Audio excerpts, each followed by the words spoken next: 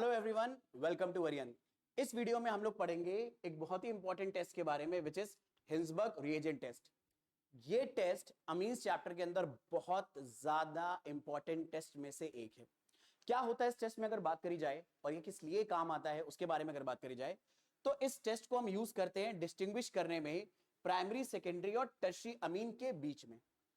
Primary, tertiary और secondary amine अगर आपको डिफरेंशिएट करने हैं कि किस कंटेनर में, किस बीकर में, किस टेस्ट ट्यूब में प्राइमरी, सेकेंडरी या टर्शियरी अमीन रखा है, तो इस टेस्ट को बहुत ही आसानी से एग्जीक्यूट करा जा सकता है डिफरेंशिएट करने के लिए। और इस टेस्ट को कंडक्ट करने के लिए हम जो रिएजेंट लेते हैं वो होता है एरिल सल्फोनिल क्लोराइड। पहले तो यार एक मिनट बात कर लेते हैं प्राइमरी, सेकेंडरी, टर्शियरी अमीन क्या होती है और उसके बाद बात करेंगे एरिल सल्फोनिल क्लोराइड के बारे में। अब ये जो प्राइमरी अमीन होती है इसकी पहचान ये होती है कि इसमें NH2 ग्रुप प्रेजेंट होता है और साथ में NH2 ग्रुप के एक एल्किल ग्रुप लगा होता है। तो अगर कभी भी अमीन में नाइट्रोजन के साथ दो हाइड्रोजन लगे हैं तो ये प्राइमरी अमीन को पहचानने में आपकी हेल्प करेगा। सेकेंडरी अमीन में प्राइमरी से एक कम हाइड्रोजन आ जाता है नाइट्रोजन के पास, तो सेकेंडरी अमीन में नाइट्रोजन के पास एक ही हाइड्रोजन रहेगा और दो एल्किल ग्रुप रहेंगे, क्योंकि नाइट्रोजन की वैलेंसी 3 कंप्लीट हमें करनी है। अब ये दोनों एल्किल ग्रुप जो मैंने R1 R2 लिखे हैं ये सेम भी हो सकते हैं और डिफरेंट भी। जैसे दोनों जगह आप मेथिल लगा सकते हो, एक जगह मेथिल एक जगह एथिल लगा सकते हो, पर अगर NH ग्रुप प्रेजेंट है तो वो सेकेंडरी अमीन को डिनोट करेगा। मुझे उम्मीद है ये वाली बात आपको पकड़ में आ रही है। टर्शियरी अमीन के बारे में अगर बात करी जाए तो टर्शियरी अमीन में मेरे बच्चे नाइट्रोजन 3 अलग अलग एल्किल ग्रुप से जुड़ा होगा और इस नाइट्रोजन के पास कोई भी हाइड्रोजन नहीं होगा। मैं फिर से दिखा देता हूं अगर आपको ना दिखाओ। नाइट्रोजन 3 एल्किल ग्रुप से जुड़ा होगा और इसके पास कोई भी हाइड्रोजन नहीं होगा। यह टर्शियरी अमीन की पहचान होती है। अब एरिल सल्फोनिल क्लोराइड क्या है और कैसे हिंसबर्ग रिएजेंट टेस्ट काम करता है उसके बारे में बात करते हैं। एरिल सल्फोनिल क्लोराइड दरअसल में इस तरह के स्ट्रक्चर को हम बोलेंगे। इसमें बेंजीन एरोमेटिक ग्रुप है इसलिए उसका नाम एरिल हमने रख दिया।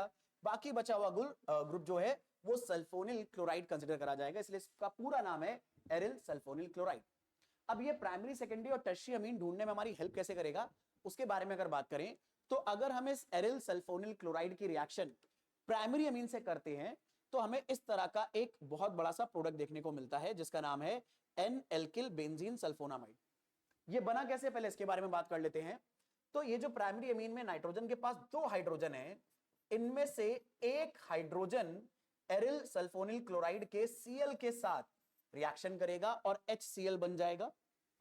और क्योंकि इस नाइट्रोजन ने अपना हाइड्रोजन का एक बॉन्ड तोड़ लिया है और इस सल्फर ने अपना क्लोरीन का बॉन्ड तोड़ लिया है, तो अपने बॉन्ड बनाने के लिए ये नाइट्रोजन और ये सल्फर आपस में जुड़ जाएंगे। तो हमने इस सल्फर को नाइट्रोजन से जोड़ दिया और इस नाइट्रोजन के पास क्या क्या बचा है, एक R ग्रुप और एक H ग्रुप, वो भी हमने शो कर दिया। तो ये प्रोडक्ट तभी बनेगा अगर यहां पर प्राइमरी अमीन है, क्योंकि प्राइमरी अमीन में नाइट्रोजन के पास जो दो हाइड्रोजन में थे उनमें से एक एरिल सल्फोनिल क्लोराइड के Cl के साथ बॉन्ड बनाकर चला गया। अब यहां पर एक इंपॉर्टेंट बात नोटिस करो, ये जो हमारा एन एल्किल, नाइट्रोजन के साथ एल्किल ग्रुप जुड़ा इसलिए एन एल्किल, और बाकी बेंजीन सल्फोनामाइड के नाम से इसको बुलाएंगे। इसमें नोटिस करना ये जो हाइड्रोजन है ये एसिडिक है। कैसे हम कंफर्म कर सकते हैं ये एसिडिक हाइड्रोजन है, क्योंकि अगर इस हाइड्रोजन को H+ के फॉर्म में रिमूव कर दिया जाए तो इस नाइट्रोजन के ऊपर नेगेटिव चार्ज बचेगा, क्योंकि बेसिकली में जब ये बॉन्ड तोड़ोगे और अगर H+ के फॉर्म में जा रहा है तो मतलब हाइड्रोजन अपने इलेक्ट्रॉन नाइट्रोजन के पास छोड़कर जा रहा है। क्योंकि नाइट्रोजन इलेक्ट्रोनेगेटिव है तो ये उसका इलेक्ट्रॉन ले भी सकता है, और ये जो नेगेटिव चार्ज है ये ऑक्सीजन के रेजोनेंस से स्टेबलाइज है। तो इसका मतलब है H+ निकल सकता है, क्योंकि उसके निकलने के बाद बनने वाला एनायन रेजोनेंस से स्टेबलाइज हो रहा है। कोई भी प्रोसेस तभी होता है जब उससे कोई स्टेबल प्रोडक्ट बन जाए उस गिवन कंडीशन में। तो यहां बन सकता है तो ये H दरअसल में H+ के फॉर्म में निकल सकता है, और अगर ये H+ के फॉर्म में निकल सकता है तो इसे आसानी से एसिडिक कंसिडर करा जा सकता है। क्योंकि ये एसिडिक हाइड्रोजन कंटेन करने वाला एन एल्किल बेंजीन सल्फोनामाइड है, तो जैसे ही इसमें बेस डालोगे तुम, जैसे NaOH वगैरह कुछ डाल दोगे, तो ये एसिड बेस रिएक्शन होगी और ये एन एल्किल बेंजीन सल्फोनामाइड उसके अंदर डिसॉल्व हो जाएगा।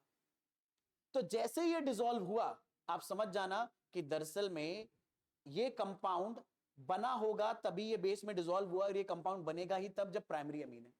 तो प्राइमरी अमीन होने पर बनने वाला एराइल सल्फोनिल क्लोराइड के साथ बनने वाला प्रोडक्ट ही एल्कली में सॉल्युबल होगा। अगर तुम 2 डिग्री अमीन के साथ ये प्रोसेस करोगे तो ऐसा नहीं होगा। जैसे चेक करते, हमने एरिल सल्फोनिल क्लोराइड लिया, 2 डिग्री अमीन से रिएक्शन कराई, 2 डिग्री अमीन में नाइट्रोजन के पास एक ही हाइड्रोजन होगा, तो ये एक H और एक Cl आपस में बॉन्ड बनाकर HCl के फॉर्म में निकल जाएंगे और ये नाइट्रोजन जाकर इस सल्फर से बॉन्ड कर जाएगा। जब ये बॉन्ड करेगा तो हमें ये दोनों प्रोडक्ट देखने को मिलेंगे, HCl जो इन दोनों से बना है और NRR RSOO के S में जुड़ जाएंगे। अब ये जो प्रोडक्ट है इसको नाम दिया जाएगा NN डाइएल्किल, क्योंकि नाइट्रोजन से दो एल्किल ग्रुप जुड़े हैं इसलिए NN डाइएल्किल बेंजीन सल्फोनामाइड इसका नाम दिया गया। नोटिस करो इस नाइट्रोजन के पास कोई भी एसिडिक हाइड्रोजन नहीं है इस मॉलिक्यूल में, और क्योंकि एसिडिक हाइड्रोजन नहीं है तो ये बेस के साथ रिएक्शन नहीं कर पाएगा। तो अगर तुम इसे बेस में डिसॉल्व करने की कोशिश करोगे, एल्कली में डिसॉल्व करने की कोशिश करोगे तो ये डिसॉल्व नहीं होगा। तो अगर मान लो तुम्हारे पास एक टेस्ट ट्यूब के अंदर प्राइमरी अमीन है और एक टेस्ट ट्यूब के अंदर सेकेंडरी अमीन है। प्राइमरी अमीन में तुमने जैसे ही एरिल सल्फोनिल क्लोराइड डाला और सेकेंडरी अमीन में डाला, दोनों अपने अपने करस्पॉन्डिंग प्रोडक्ट में चेंज होंगे। उसमें बाद में तुमने बेस डाला, जिसमें कंपाउंड बेस में डिसॉल्व हो जाएगा वो प्राइमरी अमीन वाला रहा होगा, जिसमें कंपाउंड बेस में डिसॉल्व नहीं होगा वो सेकेंडरी अमीन का रहा होगा। टर्शियरी अमीन ये रिएक्शन ही नहीं करेंगे, रीजन वही है, रिएक्शन करने के लिए अमीन के पास हाइड्रोजन होना चाहिए इस एरिल सल्फोनिल क्लोराइड के Cl के साथ रिएक्शन करने के लिए। टर्शियरी अमीन में तो ऐसा होगा ही नहीं, क्योंकि टर्शियरी अमीन में नाइट्रोजन के पास कोई भी हाइड्रोजन नहीं होता है। तो क्योंकि कोई हाइड्रोजन नहीं है विथ नाइट्रोजन, इसीलिए ये बेंजीन सल्फोनिल क्लोराइड जो कि एरिल सल्फोनिल क्लोराइड का ही एक और नाम है, उसके साथ रिएक्शन नहीं करेगा।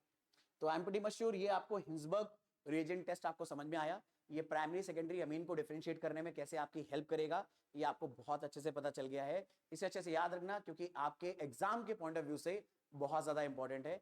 आज की वीडियो में नहीं रखेंगे, मिलेंगे नेक्स्ट वीडियो में। Thank you.